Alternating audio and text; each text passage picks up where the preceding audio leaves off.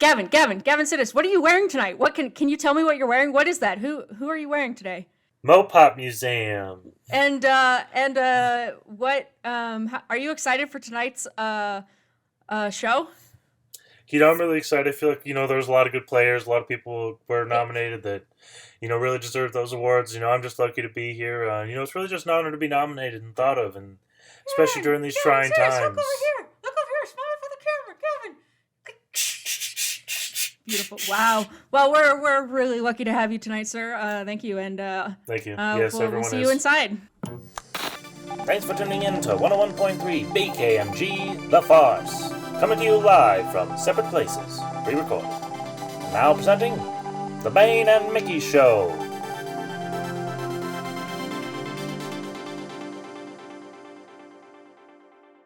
I'm already inside. Bum, bum, bum. Whoa. Chris Nolan directed my Oscars entrance. Thank you. That was amazing. If you were at the Academy Awards, so, in 25 years, no, I'm kidding, maybe sooner, if you were hosting, or if you were, hosting one of the award reading announcements, what would your joke be? Or, because, they always make some, some stupid celebrity joke. Yeah. Something like, well, I'm really glad to be here. I'm glad the camera's on me. I'm sure it's the only camera that'll be on me tonight since I'm not sitting in the front row, Kate Hudson. That would be, and then it has to cut to her in the front row.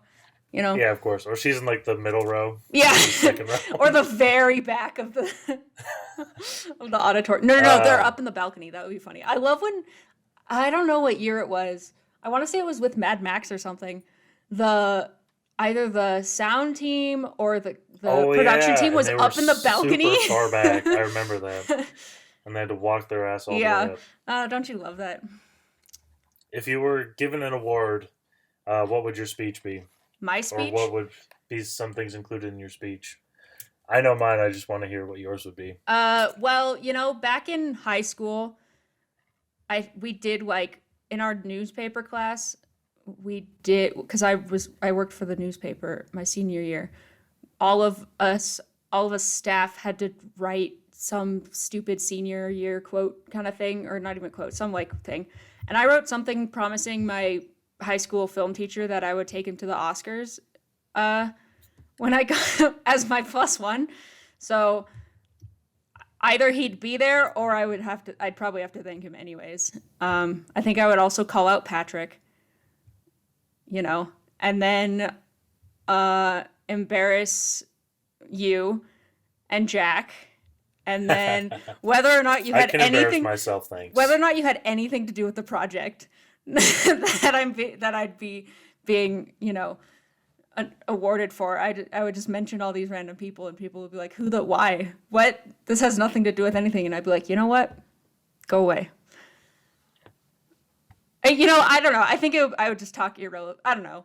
You never know what you would do. Maybe I would write something and not even use what I wrote. Who knows? Or maybe, who knows? I would be very petty and be like, this goes out to I want to say, fuck you, you had nothing to do with this. Bye, bitch. Oh my god, we might have to bleep that name, but we'll see. TBD. Nah. Fuck it. I don't give a shit. I don't give a shit who knows it and who hears it. That guy's an asshole. Oh my god. I think even if we did cut it out, everyone would know who we're talking about. Our main audience would know exactly who we're talking about, so. Yeah. That's why I said, fuck it, leave it in. Oh my god. Maybe this break will end up being our last one. Who knows? Because we'll get ceased and desisted. Oof. He's not going to listen to this shit. No, I know, right? Anyways, if you can't tell already, today we're going to talk about the Oscars. Ooh. Because what is a film nerd without talking about the greatest award season show thing in the world? Maybe not the greatest, but the most important in quotation marks. The one that's hyped up the most. Yeah. Did I not? Oh, I didn't add that. Well, and it's the say all, you have all these other things leading up to it. all these Hmm. other awards throughout the fall and early in the winter leading up to it, and it all just ultimately leads up to the Oscars. Sometimes people don't watch the other award shows or they don't watch the Oscars because either way you're going to get a lot of the same results. Like the Golden Globes, which we'll get to talk about some later. The BAFTAs. Hmm. Um, what's the Emmys? The Emmys, yeah. Emmys don't really count. I guess Emmys are the Well, they have Oscars for TV. some, yeah, but they all, and then you have all your not smaller ones, but they're you can also, if you're looking at, some people like to bet, not bet, well, yeah, bet on the Academy Award winners. And you can, if you're into that, it's sometimes just a fun thing to fill out like a little bingo card or something that people do. You can look at the movie and look at like the international awards they've gotten or what festivals they've gone to, because a lot of them will have various festivals for things they've been nominated and won for, and so you can kind of use that to base your predictions on. Let's see. Oscars 2020, 2021 this year was the 93rd Academy Awards. We're almost at 100. Congratulations. Huh? So congratulations. Oh, yeah. Yo, I mean, what was 90 some years ago? That was in the 30s? I can't do math. They've been around for a really long time. That's pretty close. Yeah. Let's And calculator it up. hopefully we'll be around for the 100th. Who knows what they're going to plan? Who Well, knows maybe if it it'll looks like even we're be done there. now. 1928. They'll stop at 99 just so everyone gets mad. 1928, you said?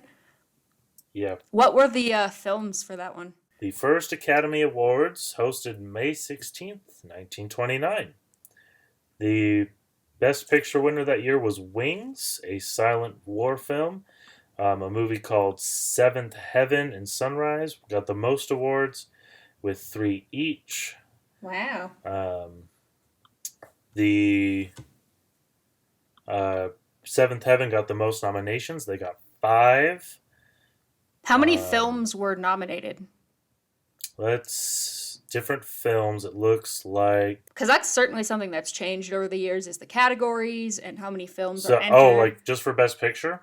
Yeah, kind of It like, looks like about 3 films per category. there you go. 3 films or people per category, Yeah, yeah. according to this Wikipedia that I'm looking at. And that's not Charlie like, Chaplin was in there. He got nominated. not unsurprisingly. Yeah. Yeah, like for the era, that's pretty good, Like I'm actually surprised there were that many, Because those films were coming out. Yeah. But now we it have was a still bajillion new of them. thing. Yeah, and yeah, like for what this year, there's probably like 10 films per I think category. there's, I want 5 to to say 10. it's 12. 12 is the max. Let me see. Let me see how many we got for Best Picture. You think you might be right, and it is 10, but something's telling me it's 12. Oh, 8. Only 8, really? Last year there was way more. Was there, or do we just feel like there's more? I think there actually was more. Let's see. Because I remember them being a big deal about it. 9? See, this still seems low. 10? There was 10 last year. Once Upon a Time in Hollywood, 1917, Marriage Story, Little Women, Joker, JoJo, Irishman, Oh, and not. Ford v Ferrari, and Parasite. That was last year. And then all of This the year was other Nomad, ones seem to have Father, 5. Judas, Mank, Minari, Young Woman, Sound of Metal, Chicago 7. Okay, so there was, 8. Yeah, so 8 for the best film, and then 5 for everything else. It looks like, just scrolling through quickly. Cool. Yeah. Remember when our one of our documentary teachers got to like the prelims for documentary? I don't. I'm not going. Yeah, he was in the Luther's thing. Was in the running I for and Never got had Luther through. as a teacher. He has a documentary that's been to like Sundance and stuff, and it Well, good went for him. through the preliminaries. I Wait, let me believe look in it up. People don't expect us to be that right anyways. Because they both had movies that have been it. Oh, yeah. It is Luther, because he also got on. Okay, stop whistling. We're done. Luther also got onto the 40 under 40 as a result of his Good job. film. So it's pretty good. I'm trying to see if I can find the name of his documentary, which it's not publicly available anywhere right now. Oh, and it looks like he's got something in Sundance for 2021. Congratulations, Luther. He's a brilliant filmmaker. So they say. I don't know. I haven't seen his stuff. Yeah. So yeah, 93rd Academy Awards this year was a little different because of COVID-19. As I'm sure you're aware, if you aren't aware, then you've been on Mars for the last 12 to 18 months, and lucky you. But this year, the awards themselves were kind of online in a weird. It was like half online, half not. Kind of like what they did for the Globes, right? Or was that what they did for the Emmys? I don't know. I'll be honest. I did not watch any of the awards. I didn't either. At any point. I just sort of caught the highlights later on.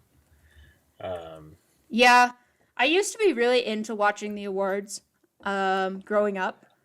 And I kind of would like to, but I just didn't see enough stuff to be invested in it. The last time I was super invested in it was freshman year of college, because a bunch of us got together to watch them all, which is fun. You know, when you can watch it with friends, it's kind of fun to do. But then, yeah, in the last few years, I've just had less and less time to be able to watch and catch up on all the films that I agree. Like, I don't enjoy watching it if I don't know what they're talking about. Yeah. But I believe it was kind of online in a weird format. We really should have been more prepared for this. Well, I thought I was, and then I lots forgot. cut out. Okay, hold on. The absence of musical performance, unfortunately. They cut out some traditional clips, kind of in visual moments that they play. So, you know, those, like, they show clips for the different movies and of different honestly, again, actors also and whatever.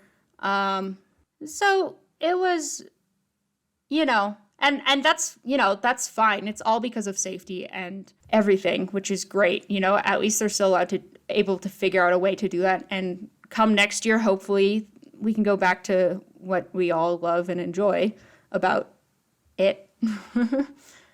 hopefully, yeah. Oh yeah, there was a huge decrease in attendance. I think there were, like, you only had like 1+1 or something, and probably not all of the cast and crew came. Socially distanced just carpet. Everybody who could was actually allowed to be there. Yeah. Oh, there was no traditional orchestra. Ooh. Makes sense. Okay, so it was not online. It was still televised as usual, but very, different, which is fine. So good. It was still cool. Yeah. I'm assuming if you watched it. Though I also heard there was a lot of snafu stuff, which is, again, something we can get into a little towards the end. Yeah. They happened. It happened. And we're going to talk about them. Yeah. Speaking actually of things that had changed for the Oscars, this year we had a pretty big change because of the pandemic.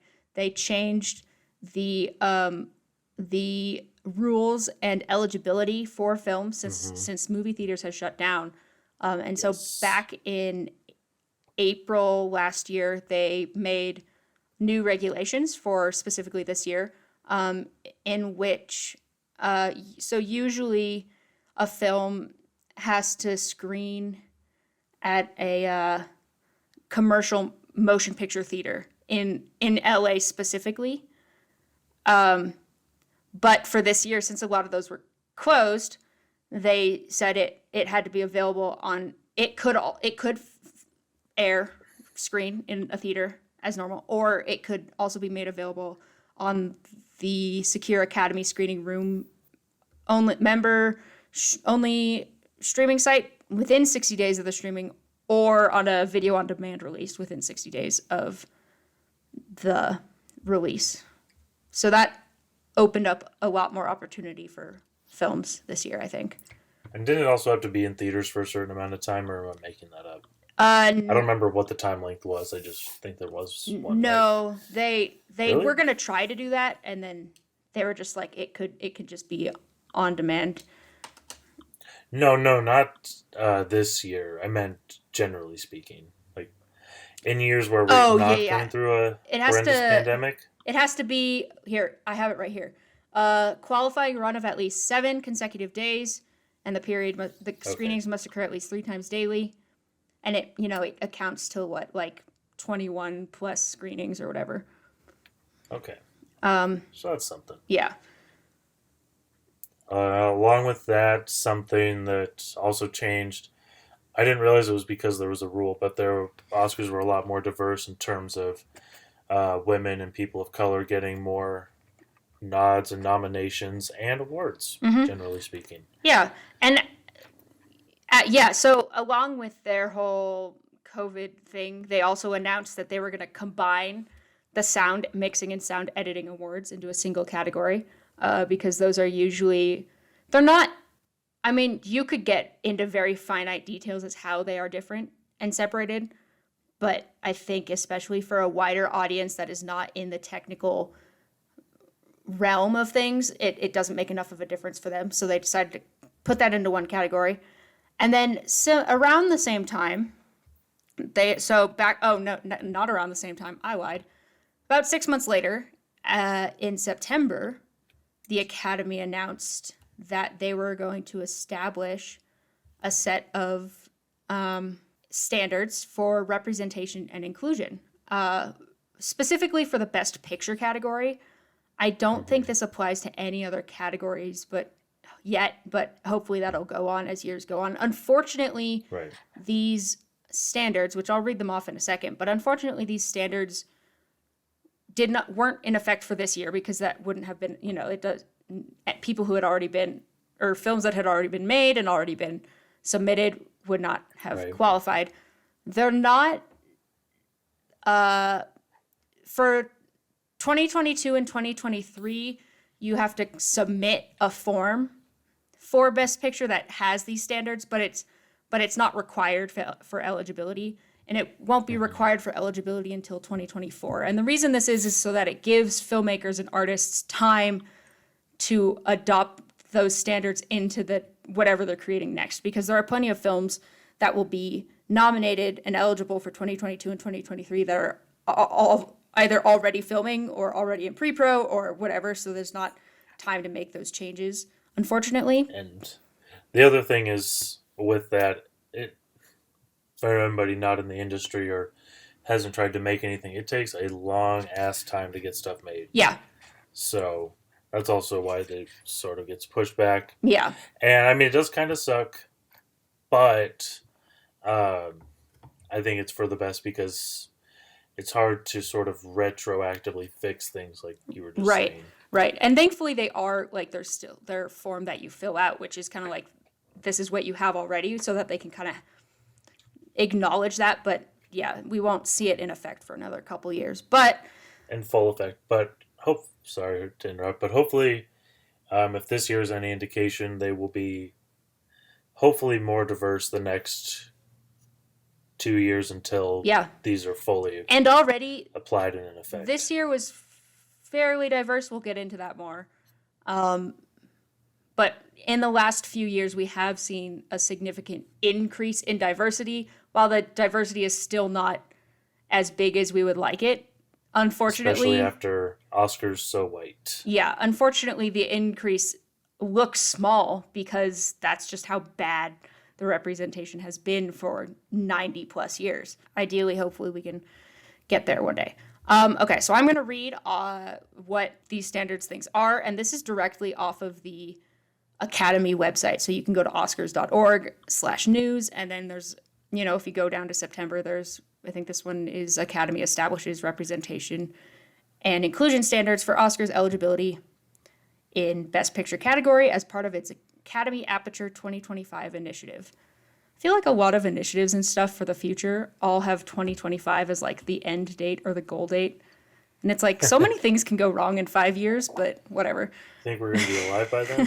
Fine. The standards are designed to encourage equitable representation on and off screen in order to better reflect the diversity of the movie-going experience.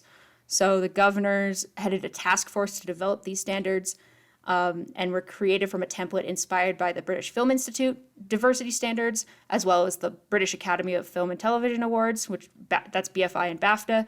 And then they also consulted with the Producers Guild of America, as they usually do for Oscars eligibility. I'm not going to read. I'm just skimming because you can look at this on your own and this would take days. Not days, but I don't think you want to hear me talk about it for hours.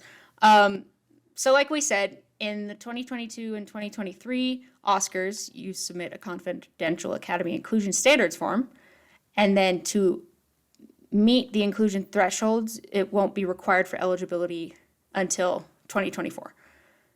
For the 96th Oscars in 2024, a film must meet 2 out of 4 of the following standards to be deemed eligible.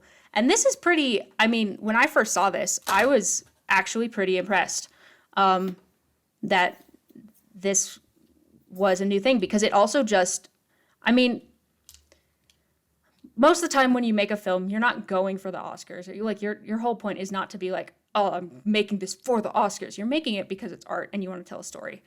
But having this kind of standard for an awards presentation kind of makes you think about when you are in that early stage of pre-pro. Like, you can think early on, who's on our team? How can we make sure we have a very diverse representative team? Do we have the right people for this story to represent this story? And are we including all of the representation that we should? And so I think it's pretty great. Again, this is... And also with that, sorry, just like diversity is... I don't feel like diversity's ever really hurt a film. It's only ever made it better. Oh, I agree. In my experience and what I've seen with other things. Like, you don't get a worse project by diversifying. Right. And having more than one point of view. That usually being that of a straight white man. Yeah. Unfortunately, I don't know. Disclaimer, Gavin and I are both white. So we can only say as much as we can say, but we're still here to support and help give the opportunity to others for proper representation. And also, being a straight white man myself, if I lost out to a more diverse film, well, that's just on me for not making as good a movie. Great. But let's be honest, I don't think I'll ever make an Oscar contender. Oh my gosh. So there are 4 standards, standard A, B, C, and D. And I might win at the Razzies. oh my God, Gavin. And a film has to meet 2 out of the 4 standards. So standard A, on-screen representation, themes, and narratives. To achieve standard A, the film must meet one of the following criteria. A1, lead or significant supporting actors. At least one of the lead or significant supporting actors is from an underrepresented racial or ethnic group. This includes Asian, Hispanic, Latinx, Black, African American, Indigenous, Middle Eastern, Native Hawaiian, Pacific Islander, or other underrepresented race or ethnicity. You could also have in terms of your general ensemble cast, at least 30% of all the actors in secondary or more minor roles are from at least 2 of the following underrepresented groups, that being women, racial or ethnic group, LGBTQ+, or people with cognitive or physical disabilities, or who are deaf or hard of hearing. The third one involves the main storyline and subject matter, which has to be centered on an underrepresented group. So standard B involves the creative leadership and the project team, and overall crew composition, at least 30% of your crew is from underrepresented groups. Standard C, industry access and opportunities.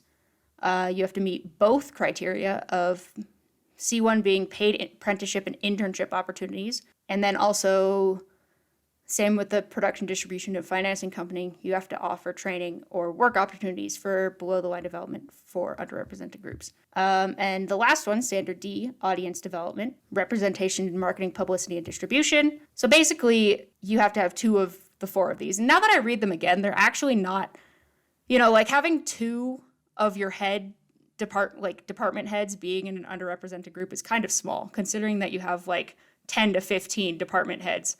Honestly, I feel like people are going to make a much bigger outcry of this than it needs to be, and already have, just because they're like, we're going to set diversity standards, like, that's going to kill us! And if you read them, they're literally asking for the barest minimum, which is some kind of sad bullshit. I know.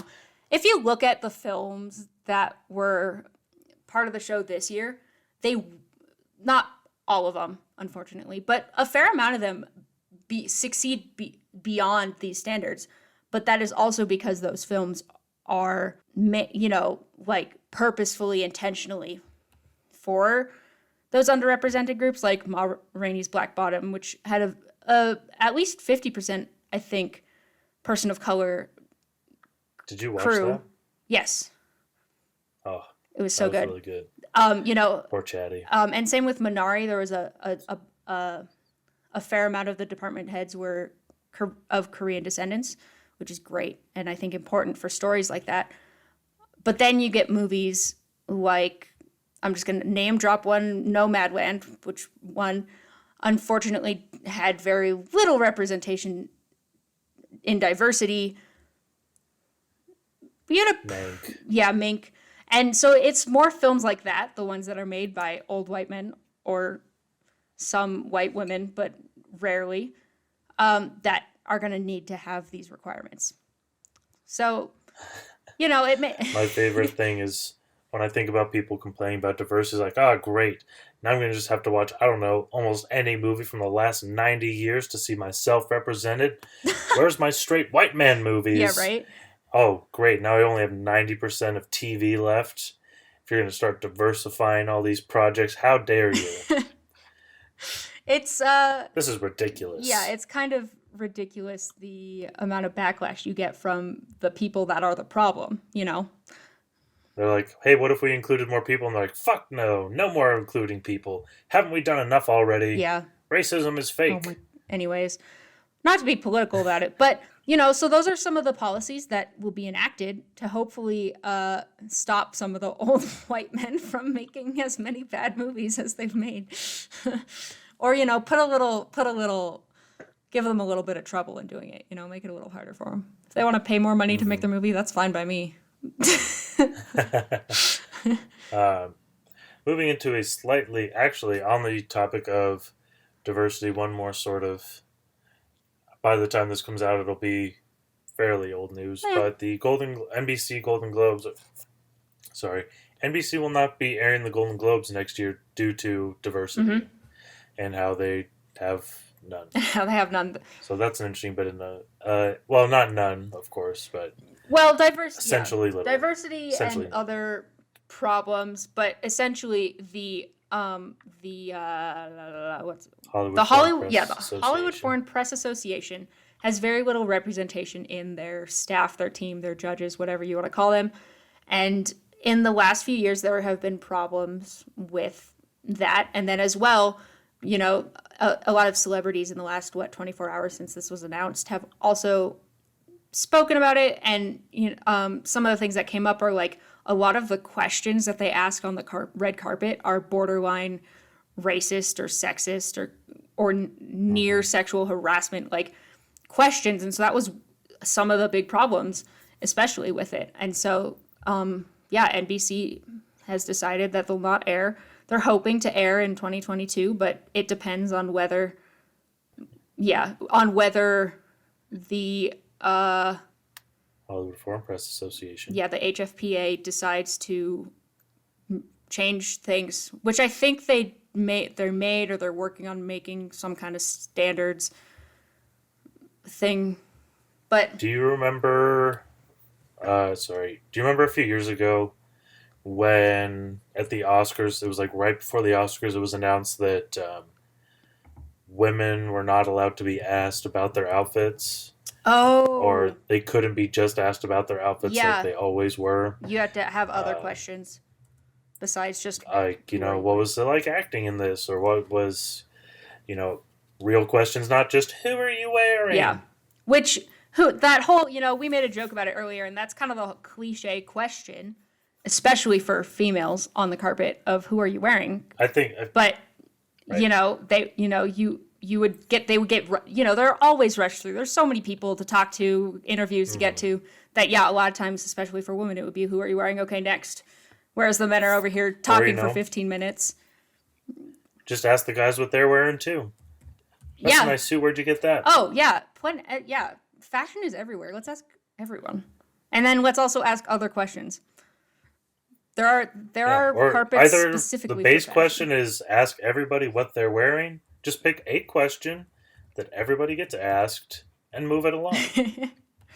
Like, who's your favorite cast member? Oh, that was easy. It was John Smith. Who'd you hate the most? Oh, that'd be also John Oh my Smith. god. uh, Sometimes they're the same. A positive diversity thing. I don't know if you watched it, but I watched the new Mortal I Kombat. have not watched that one yet. Um, so a big resurgence in. I want to call it a resurgence, I guess, but I can't think of the best way to phrase it. But more attention is being drawn to hate in the AAPI, Hmm. Asian American Pacific Islander community, and racism and things that they face every Yeah. day. Same with essentially any non-white person in America, unfortunately. But I was watching Mortal Kombat, and so for anybody who doesn't know, two of the main characters are Scorpion and Sub Zero. Sub Zero is Chinese, and Scorpion is Japanese because he's a samurai. I only noticed it sort of retroactively that almost any time there's Asian characters on screen, whether they are Chinese, Japanese, Korean, um, uh, Thai, whatever it is, they all speak the same Asian language just because they might sound similar. But in this, there's a part where Scorpion speaks Chinese to, or sorry, Sub Zero speaks Chinese to Scorpion, and Scorpion's like, I don't know what you're saying. Hmm. And like their subtitles are specified as Chinese and Japanese, which I thought was kind of a little thing, but I thought it was a nice nod to be like, they don't all speak the same fucking Yeah. language, That's guys. pretty cool. I'll have to pay attention to that when I watch it. It's a fine movie otherwise. Speaking of, Like it's bloody and gory. It's what you expect from a Mortal Kombat movie. right. Um, but did you watch any non Mortal Kombat Oscar movies? Yeah, I was gonna. Well, Mortal Kombat wasn't on it for this year, I know. I but was just. I was being gonna say, an asshole. getting into the juicy, gritty drama that you've all been wanting from this episode, and less of the political heavy talk. Yeah, What did what we did watch? we watch this year? I watched a fair amount. Again, I did not watch as many as I would have wanted, as I wanted to, and I'm still going to be catching up on them for, a Always. while. But I watched, I just watched Parasite this last year, Yeah. so I watched Tenet, Minari, Onward, Nomadland, Ma Rainey's Black Bottom, and The Trial of the Chicago 7. yes. I also watched Ma Rainey, watched Judas and the Black Messiah, Onward, Soul, Tenet, and I ended up watching Another Round. That was the foreign film that won with Mads Mikkelsen, There's Mikkelsen. Yeah, there's still plenty I want to watch. I want to watch Promising Young Woman, Sound of Metal. Oh, me too. I actually bought that, but I haven't Oh seen yeah, it. Judas and the Black Messiah. I want to watch. That was pretty I good. want to watch Mank. So I'll still be working on it. But I tried to watch. Well, there's some that I've been wanting to watch. Since they were first advertised or first announced, and so I kind of focus on those. But yeah, I still want to watch a couple more. It was wanted to check a pretty good batch this year, I would say. Unlike some years where it's kind of like, meh, Yeah. bunch of stinkers. Yeah. I wanted to, just because people were talking about how it got snubbed for awards, I really wanted to watch Defy Bloods. Mm-hmm. Because it sounded good. It also has Chadwick Boseman in Yeah, it. he had at least 2, but I want to say 3 or 4 posthumous Posthumous awards. or nominations. Well, at least. or movies, I was going to say, Yeah, I guess he kind of did. that are. Because there was Defy Bloods, Ma Rainey. Now that I say it, I think it might just been those two. But I don't know off the top of my head. Let's look it up, shall I? He has a TV series coming out that he'll has some credits in. When did 21 Man, Bridges that come was out? Oh, never that mind. was way before. Okay. Way I before. lied. Just 2. Oh, wow, we're stupid. What If? Yeah. What If? That was it. It was What If. Yeah. That's the other one. So it was just Defy Bloods and Ma Rainey that came out. But he did record his stuff for What If already. So that'll be next. And I'm sure there'll be some sort of nod or something or other in Black Panther too. Yeah. Because that's just sort of their thing. I really want to see Sound of Metal. Yeah. I mean, it kind of sounds like Whiplash, but if he was deaf, Uh-huh. kind of very loosely speaking. So Yeah. I still want to check it out. It'd be interesting. And I wanted to watch Chicago 7. Yeah.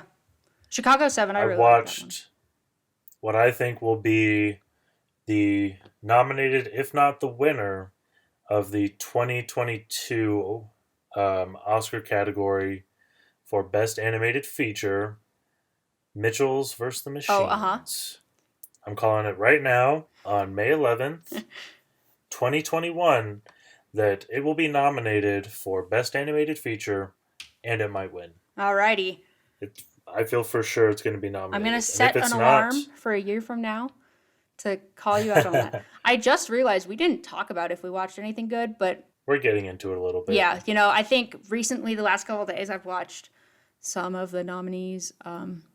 So, whatever. I haven't been watching much. I've just been sort of rewatching stuff. I did start watching Star Wars The Clone Wars, the show. Mm-hmm. That's been pretty interesting so far. As far as winners, Yeah. I don't really have any opinions on them, only because I didn't really see anything that got nominated, like I already sort of said. I'm excited that Chloe Zhao won. Yeah. Because she's also doing The Eternals. I think Daniel Kaluuya winning is great. I mean, I like Anthony Hopkins. Did he deserve to win? I don't know. I didn't watch the film that he was nominated for, so I can't say. But I will say... I did not either.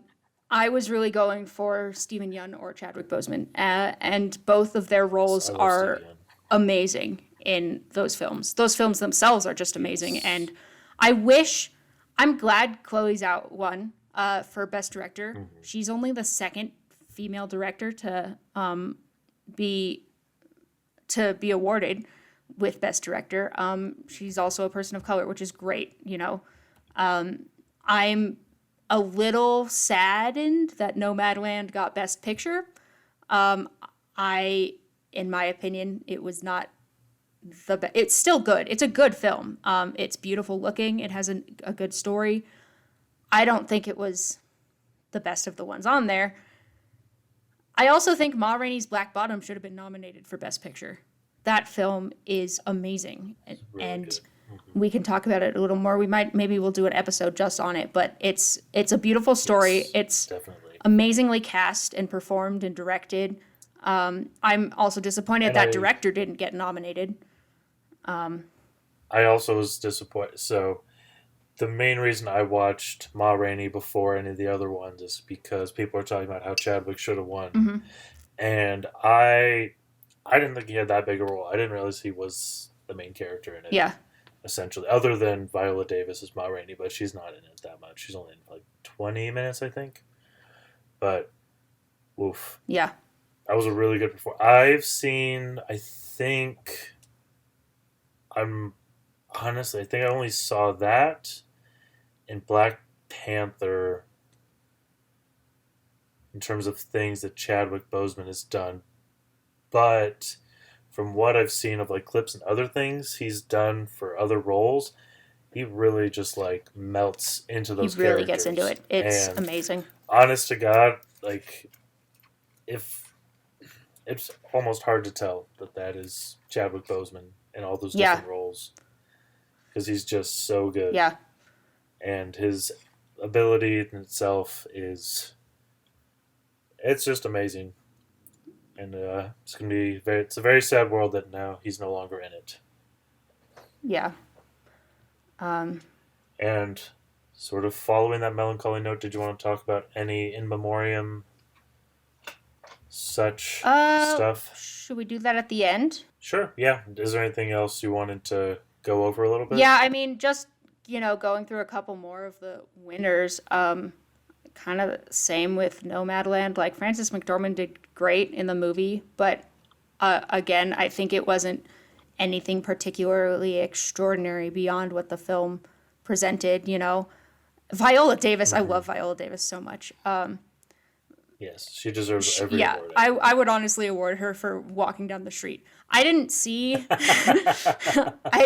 the other three nominees for leading role, so I can't say about those ones.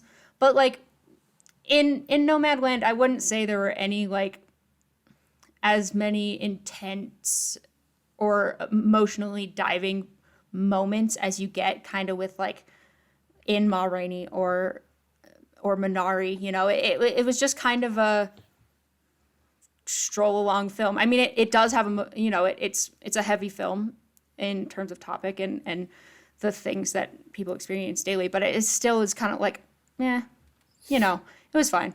I don't know. Young Jong Yin in Minari, amazing. Also a queen. I would probably award her for walking down the street too. Um, Daniel Kaluuya yeah, is Daniel also Kaluuya.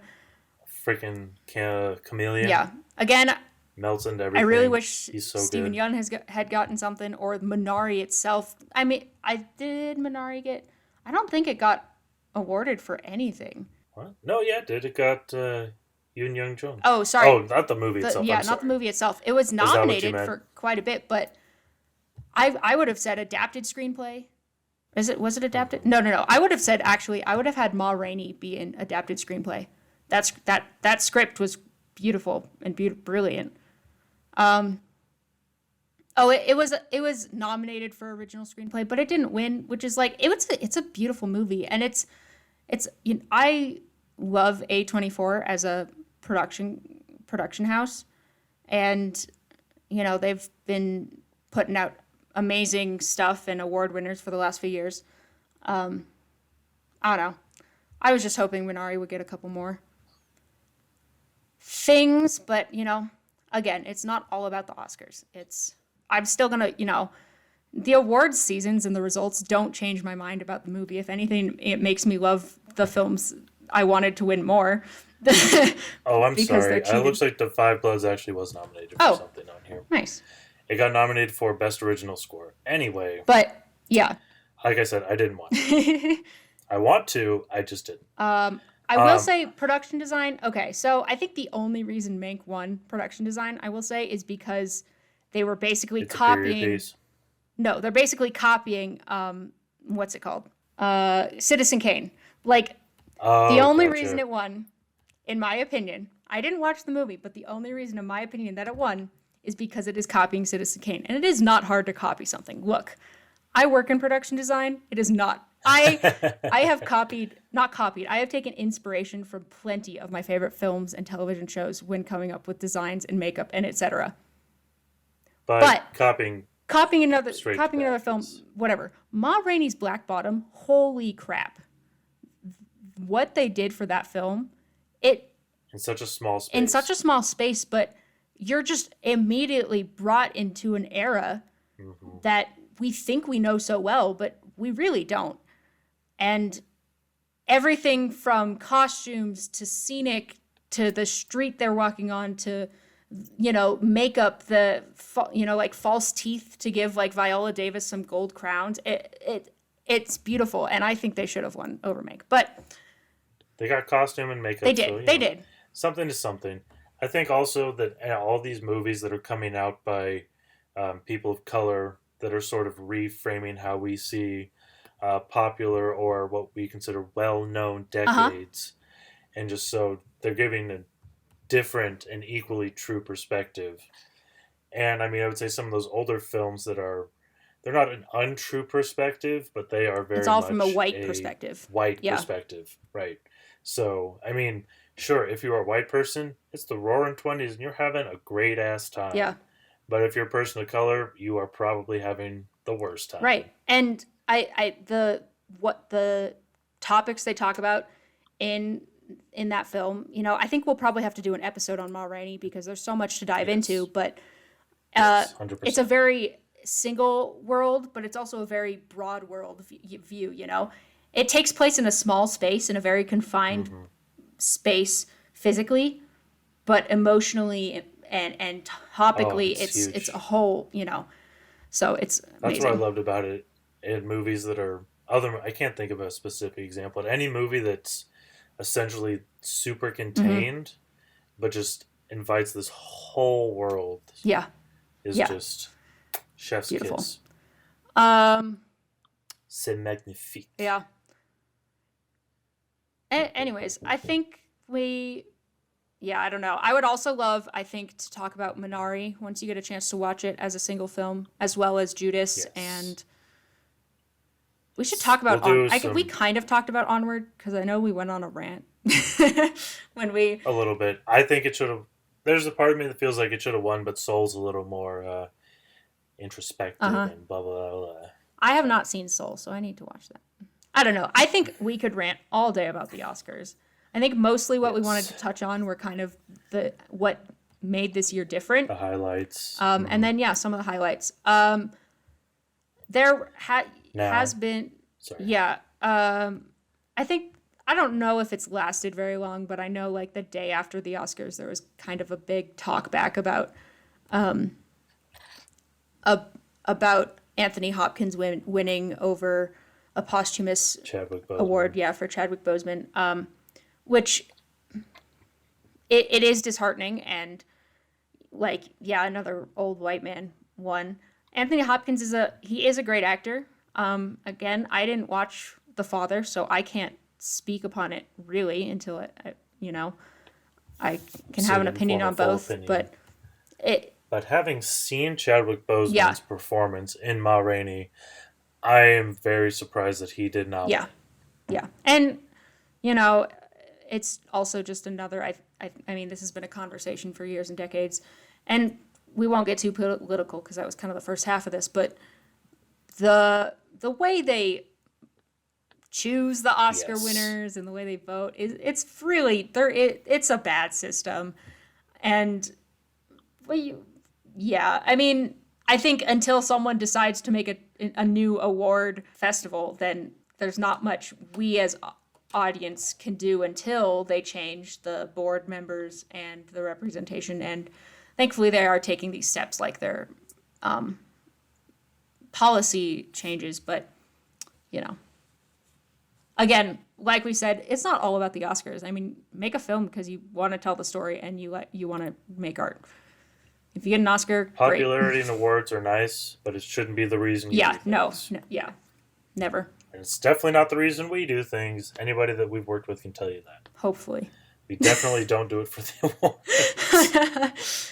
awards. We'd be in some serious trouble. I think that's about all we have to say for the awards. Gavin, do you want to read off an in memoriam? That's a nice little. I don't want to read off. I mean, obviously, I don't want to read off the whole thing.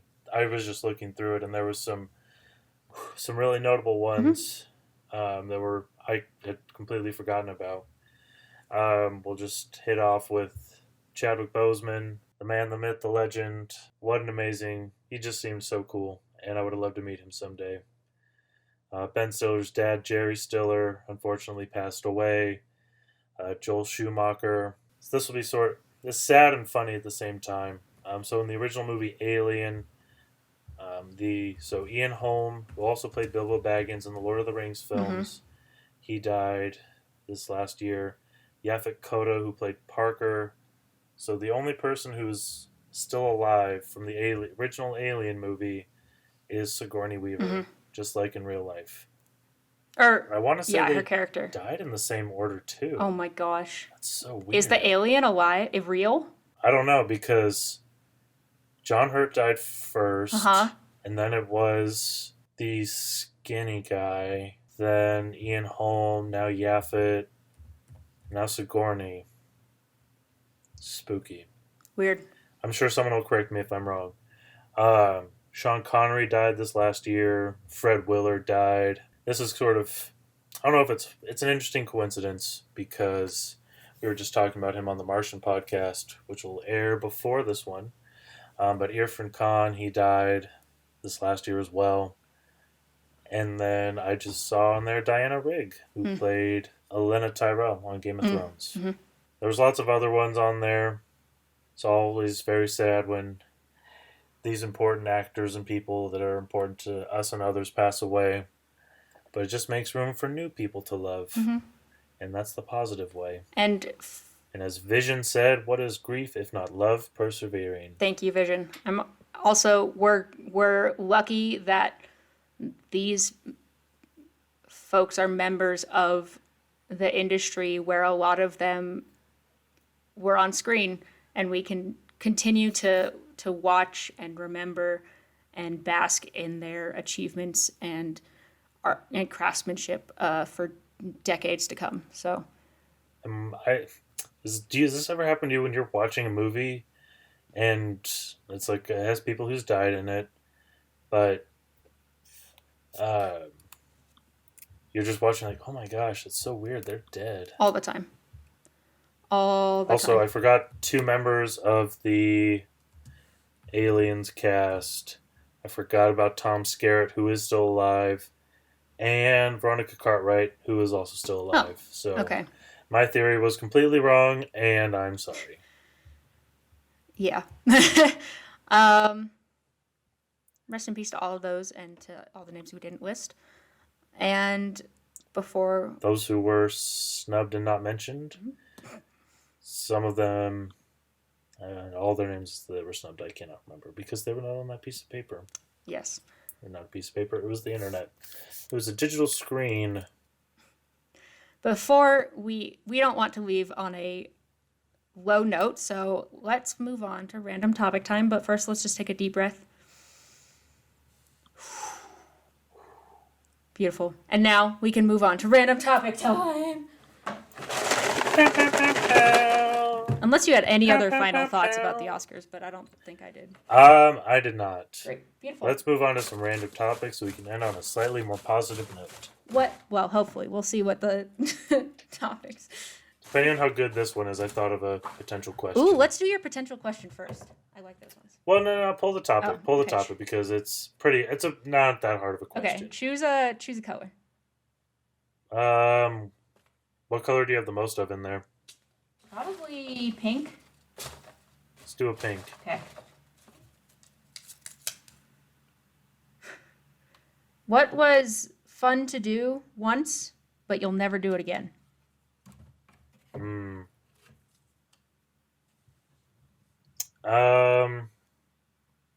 Fun to do once, but I'll never do it again. Anytime I've binge ate anything in one sitting, Uh it's always sort of fun in the moment, but I would never do it again. huh. Like, It'd be like if you bought a whole pizza and then you ate the whole thing in one sitting and you feel really sick afterwards. it's always that Like that. post. Or anytime you like want to buy yourself a bunch of food, so you buy like a mini buffet and you eat it all and you feel like trash. Yeah. Kind of like that. Dude, do buffets even exist anymore? There was a really good one at Northgate Mall like 10 years ago, and I have no idea what it was called. But my family would go there like maybe once a month, like after whatever. We would go to the buffet, and it was amazing. And I don't remember what it was called. It has not been there. I want to say it was below where Baskin Robbins was. I might be wrong. Or was replaced by Baskin Robbins. Maybe. I don't know. Anyways, it's all gone now. Screw us. Yeah. You especially. Great, thanks. I don't know something fun I've only done once, but something fun that was fun the first time that I then had to do a couple other times and wouldn't Necessarily want to. voluntarily do is the Disneyland experience. I'm sorry. Hot topic. Ooh. The first time I went to Disneyland, I think I was 7 or 8. My family was driving down to California for my cousin's birthday. And it was a big family reunion, which we don't get to have as often because our family's kind of spread up along the West Coast. And then we had our grandparents in Hawaii. So it wasn't very common. So our family drove down there, and it was like a 2-week trip. You know, we went to San Francisco. I think it was in Santa Barbara is where the thing was. And then on the way back up, our parents surprised us and brought us to Disneyland for a couple days. And it was great and fun. I was 7. I love theme parks and roller coasters. It was amazing. I think Disneyland is very much a kid's park. Okay. Don't at me because I'm a child in a 23-year-old's body. So I'm not going to at you on this, but I will say, so I also went when I was younger. I went when I was 11, and I didn't go back till over 10 years later. completely different experience just because they changed so That much. too. So I recommend going, Right. especially now they have like Galaxy's Edge and Pixar Pier. So if you haven't been in a while, you should go. I think that's just me personally. Yeah, and I mean, But then I went in like sophomore year of high school because it was a band trip. We were lucky enough to be asked to march in the parade. And the theme park part was not, I mean, maybe it was just a moody sophomore slump teenager thing, but it was not fun. The best fun part I had of that was actually the workshops we got to do that were music related. But I think most of it was like, you're at an older age, so all the kids stuff is like, meh. It's crowded, it's hot. well, if you're going as an adult or like with a couple friends, like I just went with my wife, and we had a blast. Right. So if you're going with like somebody pretty like-minded who is going to want to do a lot of the same stuff, it's a good time. Yeah. I will say I have gone a third time. I went with my best friend. When I visited her, she went to school down there outside. And your best friend's not Jack? Jack is one of my best. I have two best friends. Yeah, but she went to school down there like 30 minutes away from Disneyland, so she got a pass. And when I visited her, we went. And again, I mean, it was fun. We enjoyed doing stuff. I think I didn't like it that time because so much had changed. It wasn't like the original Disney experience. And you know me and my whole like Marvel and Star Wars is not Disney thing. And so the fact that the park has basically just been taken over by those is kind of stupid. Fair. Well, they have like the old school Disney park, but now California Adventure's really like where all It's the Marvel Pixar stuff is. And now they have Galaxy's Edge. Yeah. Well, yeah, because California Adventure is now Pixar. California Screamin' is The Incredibles. Look, I love The Incredibles. That was one of my favorite movies growing up. But they took away. I mean, it's the same ride, kind of, but I don't know. Or like the Guardians of the Galaxy Tower drop. The freaking spooky. It was amazing. But whatever. I love Guardians, but it was still a bit of a stories. It's still pretty. It's mostly the stories they come up with to fit these stupid. Like it's not as exciting. They're really stupid. But whatever. I could rant about it all day. It's fine. I think if you've never been, that'll be on our Disney podcast episode. I think if you've never been, you should certainly us try to go to one of them, especially if you're a fan of those shows and whatever. Great fun. I think you also have to be a theme park person. Right. I would say it's not for everyone. Be a fan. Try it once, but it's not like I have friends that are fanatics and would go like every year, every day if they could. I'm not about that life. I'd rather go to Six Flags every day, every year. I could do that. Never been. You've never been to a Six Flags park? I just haven't been because I haven't really had the opportunity. That's fair. Not from a lack of wanting to. I mean, I haven't been. Really I would love to do like a road trip to hit a bunch of Six Flags parks. I think I was literally just thinking about this. I would love to go to like one side of the country, hit a bunch of theme parks. Yeah. For me, I would end at Disneyland. But that's just because it's me. And I would end there and fly back home. Yeah. I think... Wait, what about your car? Rental. Oh, okay. I think I prefer just the generalized Kendall. Six Flags, and I've probably only been to like 2 official Six Flags parks, but I think because they're not themed, it's just, you don't have those stupid storylines. That's and fair. It's not so much about the fair. franchise, It's just go have fun and ride roller coasters, which I love. That's so fair. I'm a thrill seeker. Whatever. That's fine. Well, sounds like they're playing us the music. Oh so no! That means we gotta go. Yeah. Thank you all for listening, and we're gonna take a hiatus. We're gonna 1 sec. We're take a quick hiatus. We're gonna take a short we'll little break for a couple eventually weeks because we need to take a break because our schedules are busy. But we'll see you back in July or something. Okay. Goodbye.